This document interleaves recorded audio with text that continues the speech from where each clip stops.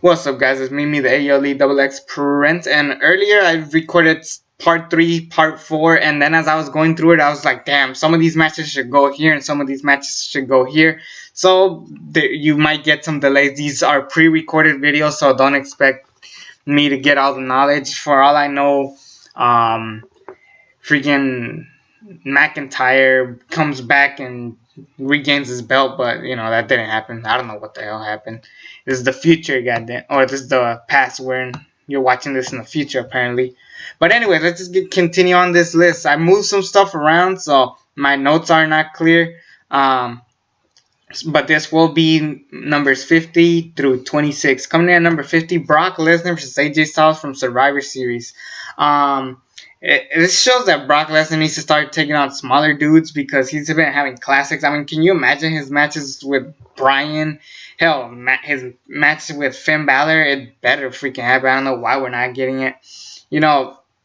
And yeah, thankfully this match happened because, hell, we were originally going to get Brock and Ginger, and no, we end up replacing at the last minute with AJ Styles, and thank goodness because this match was incredible.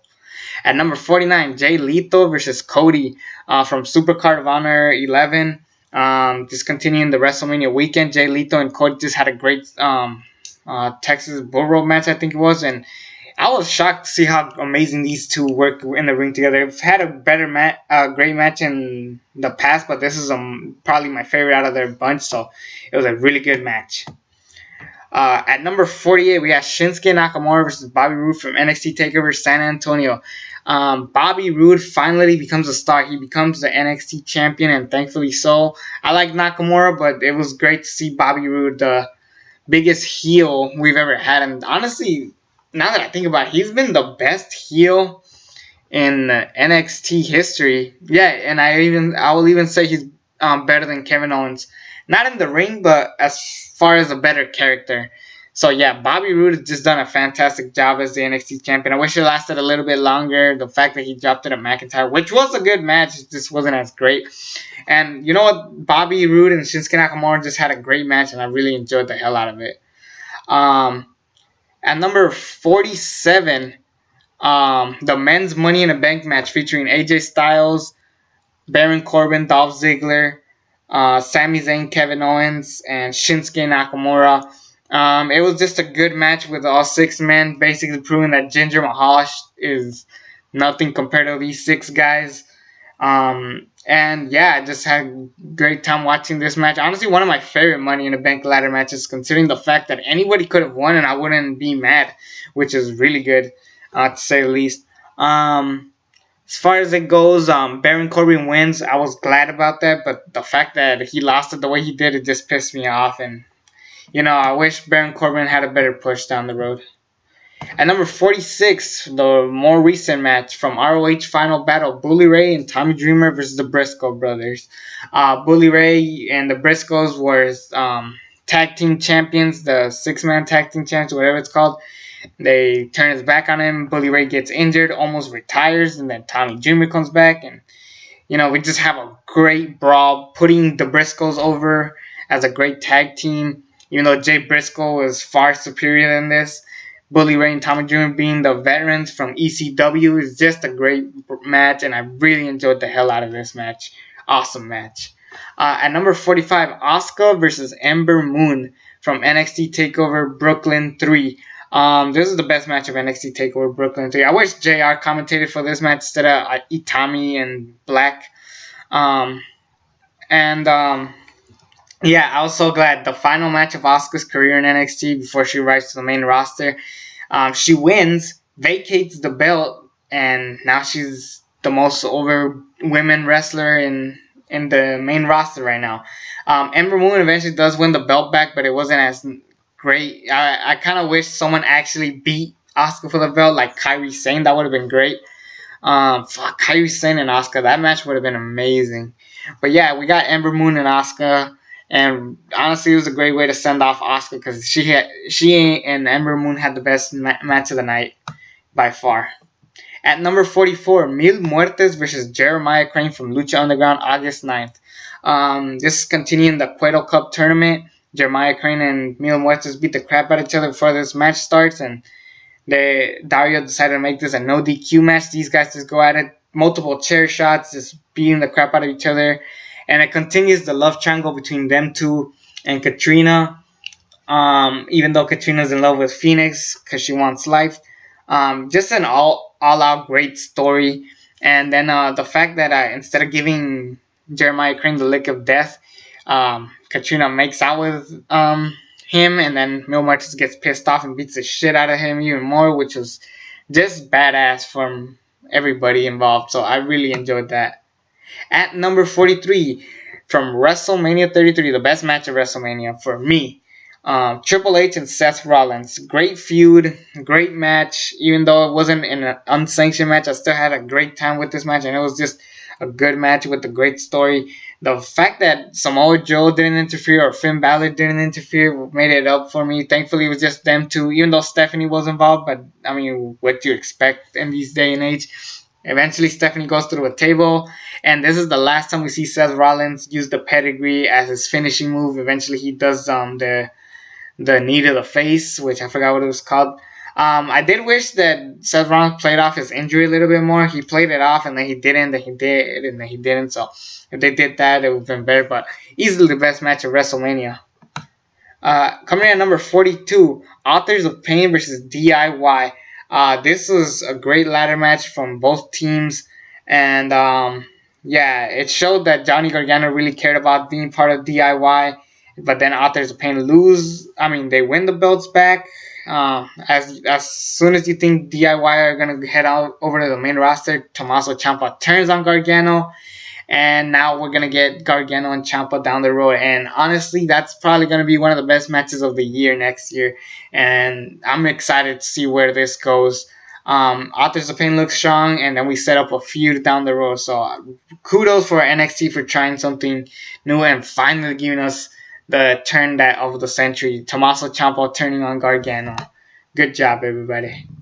At number 41, Hiromu Takahashi versus Dragon Lee from New Japan Pro Wrestling's The New Beginning in Osaka. This is what I want out of cruiserweights. Then to just have a good brawl and just also do the good flip moves with them selling. And Dragon Lee, I've never heard about this guy, but I was glad to see him. Hiromu Takahashi has been phenomenal this year, and it's definitely proved it. And yeah, this is honestly one of the best matches of that pay-per-view. Coming in at number 40, Johnny Mundo versus Prince Puma from Ultima Lucha 3.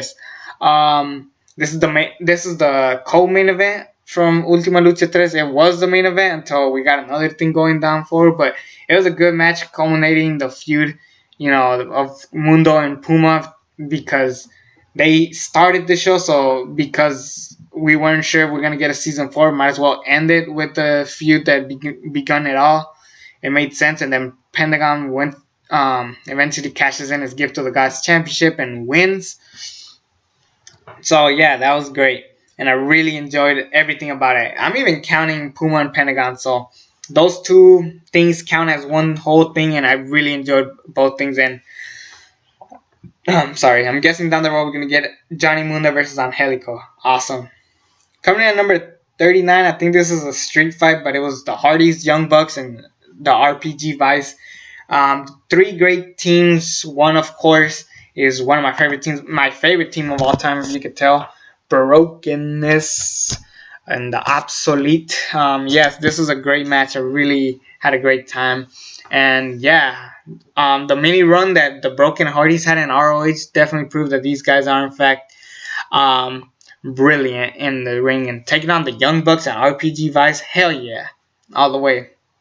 Now, at 38 is a match that wasn't at a TakeOver special, but it should have main evented Brooklyn 3, to be honest.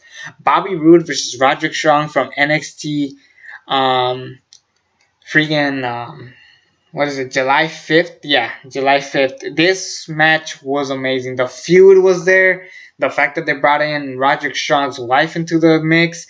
Just two guys that definitely hated the fuck out of each other, just beating the shit out of each other. Eventually, Roderick Strong does get his revenge down the road, but the fact that this is for the NXT belt, and either men could have gone over and I would have been happy. This was how to do a perfect feud and a perfect main event, and Definitely proves, man. This should have been the main. This should have definitely been the Takeover main event. This was honestly one of my favorite matches to watch, and I really enjoyed the hell out of it. At number 37, Tetsuya Naito versus Hiroshi Tanahashi from Wrestle Kingdom 11. This is the beginning of the 2017 trilogy from both these men. Basically, Tetsuya Naito turning a heel, which honestly was the best thing he could have done, because 2017 was the year of Hiroshi Tanahashi, and no one could deny that. And I can't wait for his year in 2018. The fact that he's going to take on Kazuchika Okada for the IWGP Championship, but that's later. This is about the IC belt. And Hiroshi Tanahashi is trying to take out that belt away because, he needs more prestige. And it was just a good feud and a great match, and I really enjoyed it. Definitely the weakest out of the three matches, but that's saying a lot, because this, first of all, the feud I already told you. And can you imagine with other matches? Yeah. At number 36, two guys that we haven't seen in a while. Hiroki Goto and Katsuyori Shibata, also from Wrestle Kingdom 11. Obviously, I know what happened to Katsuyori Shibata. He's like freaking snapped his skull, but that's for a later story. Hiroki Goto, we already know who he is. We know he's awesome, and the fact that we don't see from him anymore is just kind of upsetting for me, but I don't know. I guess he's injured. And this is a great match. Another one of those must-see matches. Number 35, Tetsuya Naito versus Tomohiro Ishii from King of Pro Wrestling. Another New Japan match. Yeah. By the way, next set of matches will be New Japan and ROH. Mostly New Japan. Proving how great New Japan was this year. Yeah. This was basically for the chance to fight Kazuchika Okada for the belt. And Tetsuya Naito definitely didn't hesitate on fucking up Tomohiro Ishii, and we had a good match. So, yeah, a great story, great match, and pretty simple. At number 34, Marty Skrull versus Adam Cole, baby. Marty Skrull definitely became a huge deal ever since he joined the Bullet Club and replaced Adam Cole, making this feud amazing and just making the match overall great. And I really enjoyed both these men working great together. And yeah, but definitely showing that Adam Cole and Marty Skrull definitely had great chemistry. I can't wait to see what they do down the road. I definitely want to see Marty Skrull go above and beyond, just instead of just fighting Will Ospreay and Ricochet and stuff. I want him to have new matches, and thankfully him joining the Bullet Club will help. And of course, Adam Cole's in NXT, so we're good there. Number 33, Hiroshi Tanahashi versus Tetsuya Naito from New Japan Pro Wrestling's G1 Climax 27, Day 17. Basically, Tetsuya Naito gets his rematch, but for some reason, this match was a lot better than the Wrestle Kingdom 11. This was just a phenomenal match, and I really enjoyed it, and I had a good time with this one. At number 32, Kenny Omega versus Tomohiro Ishii from Wrestling Dontaku. This was just a random-ass match. I don't remember the story, but I remember people telling me, oh, you should watch this match. And sure enough, I watched it, and I was blown away of how good this match was. They eventually had a better match, but we'll get to that one. Kenny Omega and Ishii, amazing chemistry in the ring. 31, Kazuchika Okada versus Minoru Suzuki from New Japan Pro Wrestling's G1 Climax 27, Day 16. Basically, the story here is these two guys are just going at it, and it ends in a draw. It ends in a draw. The only match, I think, of the tournament that ends in a draw, and rightfully so, because these are two men that will go the distance and try to please you with all they got, and they definitely proved it with this match. And both men look strong, so I can never disagree with that. At number 30, Kushida versus Will Ospreay from New Japan Pro Wrestling's Best of the Super Junior Finals. A lot of people laughed at this match just because of how silly it was with all the flips and shit. But the more you think about it, the more they work and the more the match entertains you. And it was a great match. Kushida and Will Ospreay definitely proved that they have great chemistry once again. And they were the finals of the Super Junior. So, good enough there. At 29, an ROH match for once, not a New Japan match, but Christopher Daniels versus Cody Rhodes, or Cody, from ROH's Best in the World. Cody wins the belt. He's officially the biggest name in ROH right now. And yeah, it's basically made Cody his name, proving that he didn't have to stay in WWE to make himself a big name. He was already a megastar. They just needed to push him correctly, and eventually he joins the Bullet Club. So thank you, Cody, for just pulling off a great match. And thank you, Christopher Daniels. Not a lot of people were giving him credit. Don't forget, it takes two to tango. At number 28, Tetsuya Naito versus Michael Elgin from New Japan Pro Wrestling's The New Beginning in Osaka. Again, two great matches, two great wrestlers. Tetsuya Naito's been on a roll this year, like I said. And Michael Elgin, who's like a heavier dude, it's hard to work with him, but they definitely worked their way off. And I think this is the only match I put it in him. But yeah, Naito and Elgin had just great chemistry and another great match, and thankfully it main evented. No way in hell I thought Elgin was going to beat Naito, so definitely was a step up to even just have a great match. At number 27, the Elimination Chamber match from the Elimination Chamber featuring Bray Wyatt, AJ Styles, John Cena, Baron Corbin, Dean Ambrose, and The Miz. All culminated. We had a new Elimination Chamber. I wasn't a big fan of how it looked, but eventually the 6-man definitely just brought in grade A wrestling and made it successful. And the final two being AJ Styles and Bray Wyatt was genius, considering those are the top two guys we all wanted to win. And I just had a great time watching this match, and Bray Wyatt finally won the WWE champion.